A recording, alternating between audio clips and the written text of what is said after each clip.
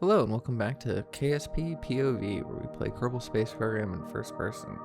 Today we are going to set our sights on that minty green ball hovering just outside of our reach. That's right, we're going to min-miss today. So let's get started. So first, as always, we're going to go check and see what kind of contracts we have available. So that way we can really maximize our journey. So here we go. We're going to go into mission control fast and then kind of go through. This is one that I'm going to want to take eventually, that's to orbit Kerbin and rendezvous with a craft up there. And we're not going to do that just yet. We don't have the best technology. I don't even think we have docking ports available. But that is definitely going to be a goal of ours as well.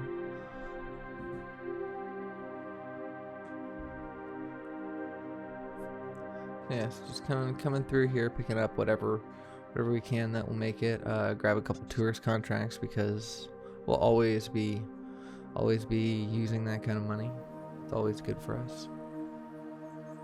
Okay, so let's go in here and build ourselves a min-miss lander, something to get us both there and back.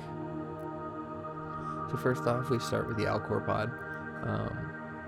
As per usual, now that we have it unlocked, this is going to be kind of our go-to pod for a while. So I go ahead and I stuff the innards with electricity, and I try to throw this reserve battery in there, but that thing is huge, so I have to kind of smash it in there.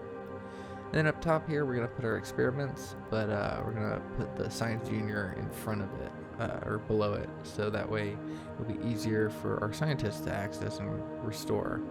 But up here, we're going to have 4 of each experiment, so that way the scientist doesn't have to collect and restore these. We'll just have 4 opportunities to do science.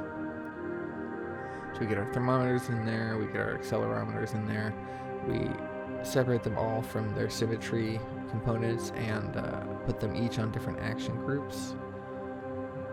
I don't think, yeah, oh, here we go. So right there I put in a reaction wheel, and then I take it out in favor of putting a probe core there. But I completely forgot to put the reaction wheel back on, and so that's going to be something we're going to have to deal with during this mission.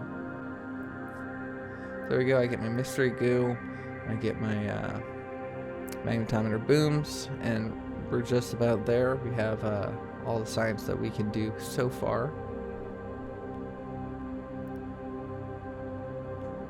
And I'm just tilting them so that way they come forward out of that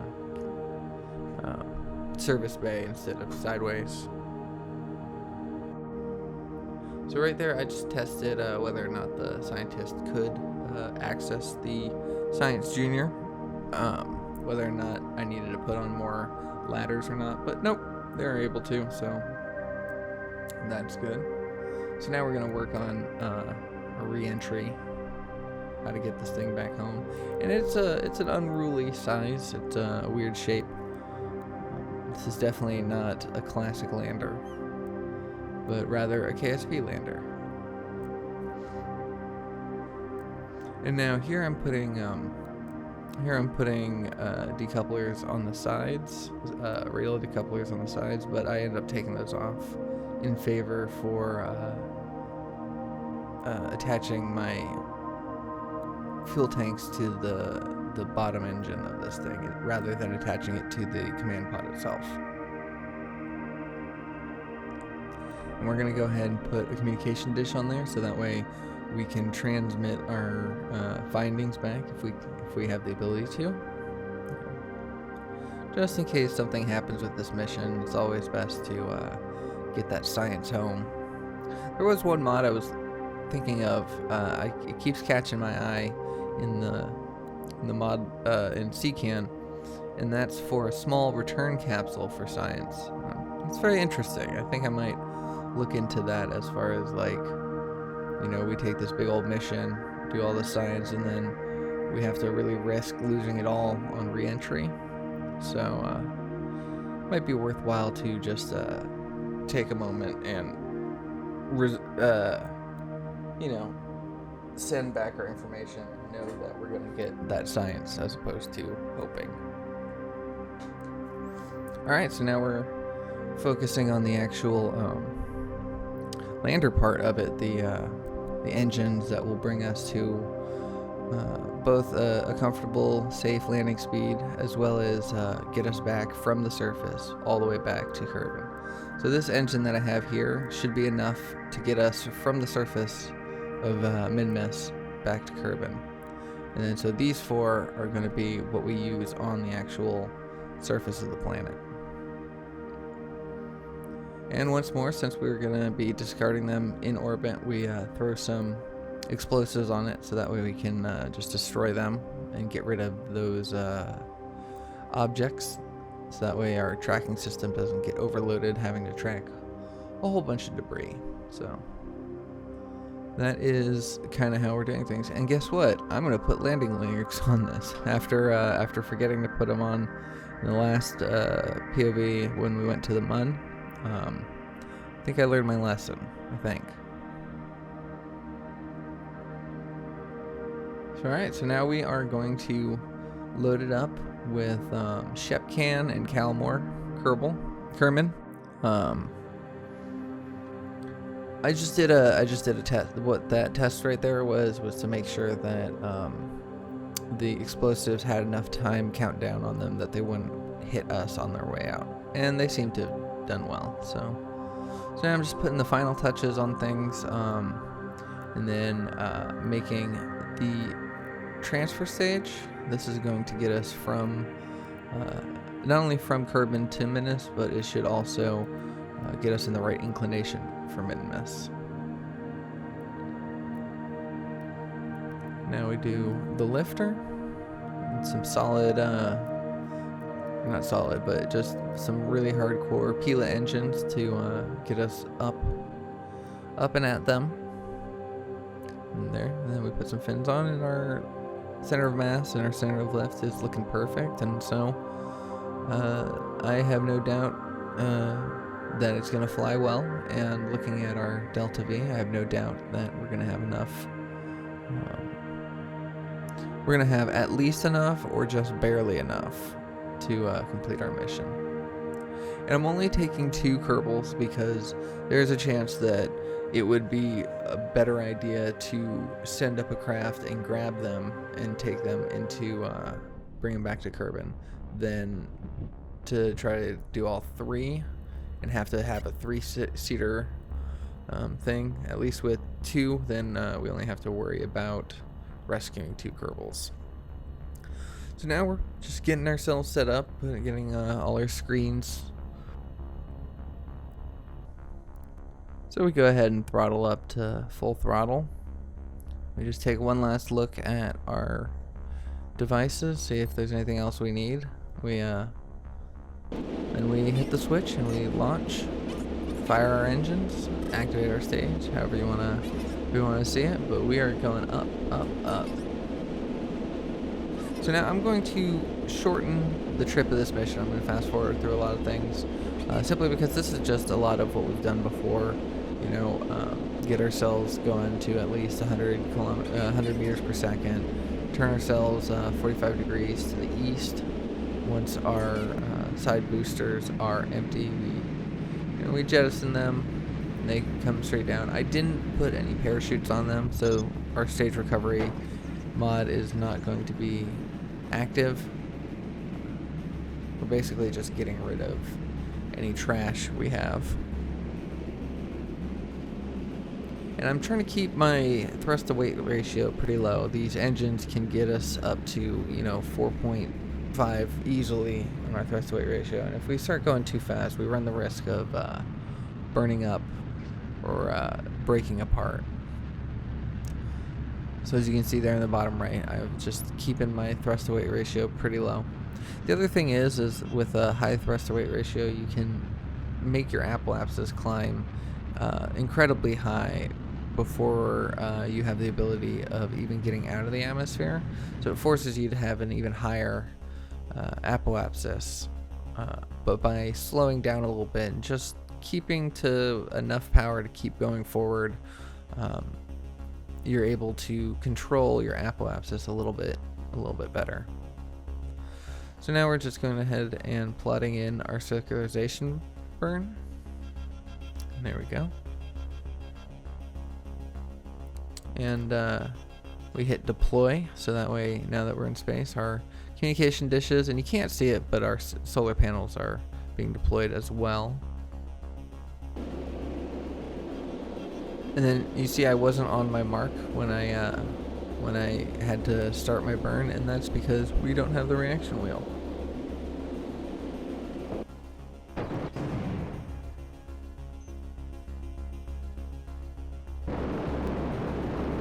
And I don't end up getting to see the lower stage explode. It must have gone too far, or maybe that small explosion that we saw when we disconnected it was the explosives blowing up. Not sure. But here we are. We're circularizing our orbit, making sure we're nice and circular. And then now we have to target mid-miss and change our inclination. So yeah, the nodes are at a 6.7. We need that to be a solid 0.0. So we go ahead and we use precise maneuver to really just fine tune. I highly recommend this mod. That's the what I've been using on the left to type in the numbers and really get specific, really get precise with my maneuvers. Highly recommend it. Now, as you see, the relative inclination, which is the fourth one down in the middle list, that is now 0.65, which is good enough.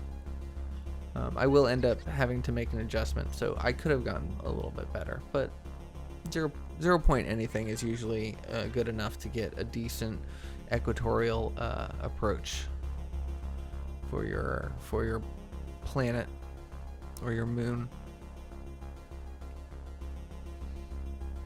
Okay, so here we are, we're just fine-tuning things, trying to make ourselves have as low of an approach as possible.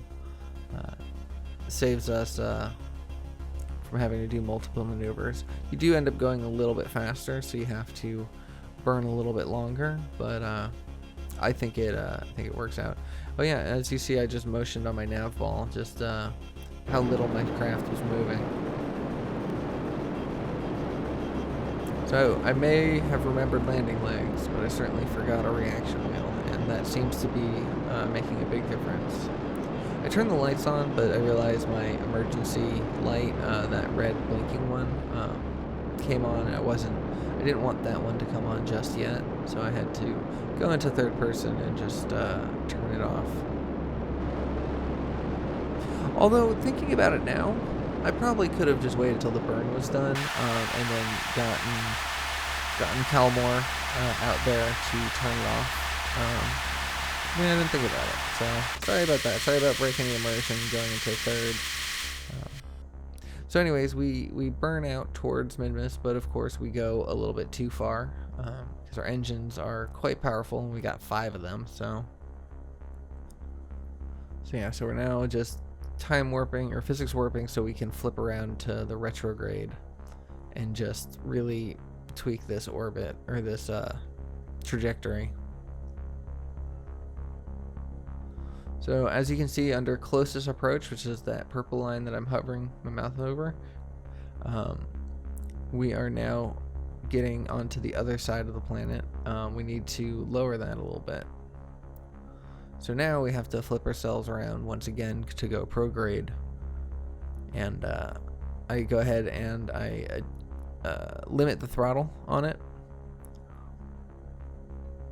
just so we can really just get more precise. But even with limiting the throttle, I can easily overshoot. So I'm happy to see that we're at 19 kilometers. But again, like I said, the approach wasn't a perfect 0.0, so I'm still at slight of an angle. So I go ahead and I plot in a maneuver here to fix it. There we go. I just have that. Now I just want to raise the periapsis enough that we don't get in trouble by coming too close.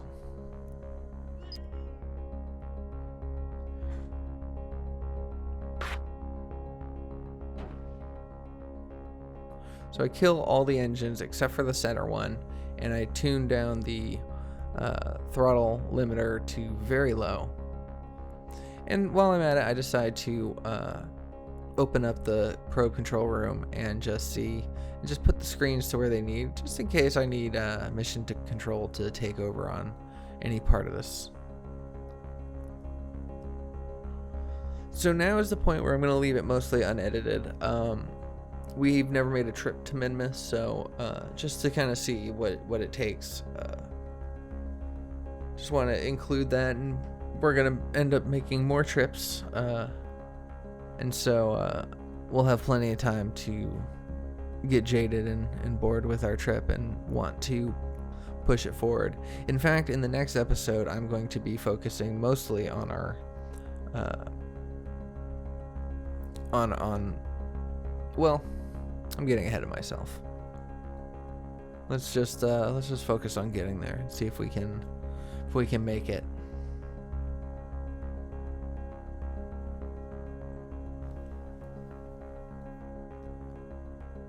So here we are. We're just time warping ahead to meet our next maneuver, and that's the one that we put midway, or not midway, but like probably like an eighth of a way into the journey. So our 3-minute timer or alarm just went off to let us know we only have 3 minutes left to our maneuver. So I fast forward, I time warp a little bit to get us right there. One great thing about Kerbal Alarm Clock and the flight computer from Remote Tech is that it will stop your time warp in order to make the maneuver, and I like that. And there we go, just a tiny little adjustment, and it goes such a long way.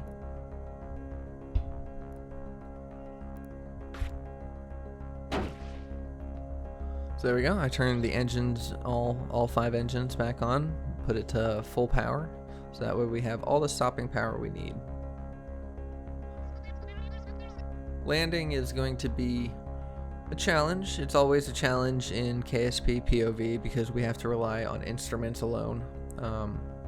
In the regular version, you can flip the camera around all sorts of ways and really see where you're going and where you're landing, and you can fly and navigate a lot easier because you can just point the camera in the direction that you want to go and then make sure the craft goes in that way. But we don't have that kind of luxury in POV.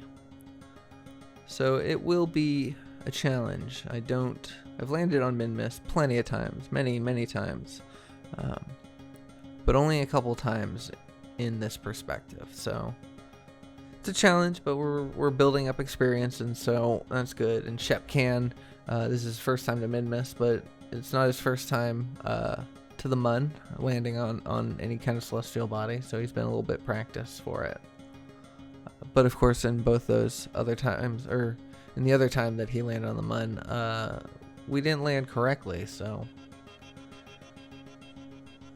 we're gonna have to kind of contend with that. But first and foremost, we need to get ourselves captured by the planet, or by the moon. Not the Mun, the moon. The Minmus moon. So I go ahead and I do my science experiments in space high over Minmus. I transmit anything I can that would give me full science, and I keep whatever I can't transmit. So now we go ahead and get Calmore out on EVA to restore the Science Junior, and we're using Through the Eyes of the Kerbal to get the first person view. And then so he takes the data and restores the thing. He places all the data inside the capsule just in case anything goes wrong, and then decides to let go of the ladder, grab his RCS, and just take a little look at the ship. He turns around to see if there's anything else he can see in the darkness of space, but of course there's not. You got Kerbin and the Mun over there to the right that he got to see, and so that was cool. He's going to be the Kerbal that EVAs the most on this trip because he's got so much science work to be done.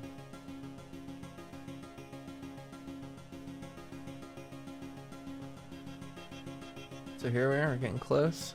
We're going to fast forward to our periapsis so that way we can do science low in space.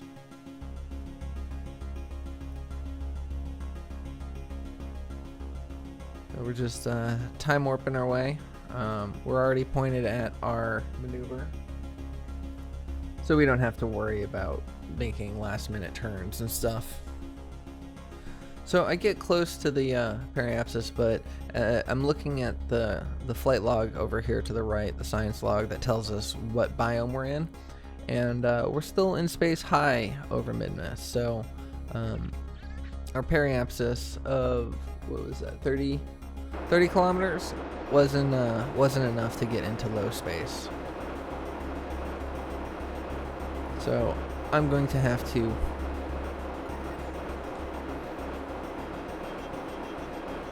lower my orbit at some point.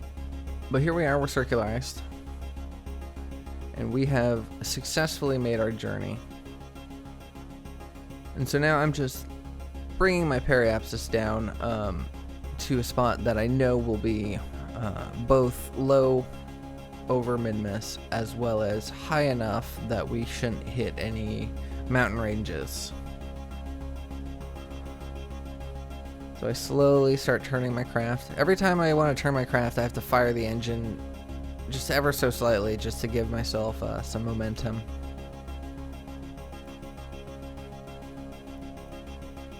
Here we go, we get our warning about our maneuver coming up. And then just a handful of Delta V, a couple dozen Delta V, and here we are. So now I'm in low space, so I go ahead and do the same thing, transmitting anything that gives me full and saving anything that doesn't. Then we get Calmore out one more time. Calmore is certainly earning his stripes on this mission.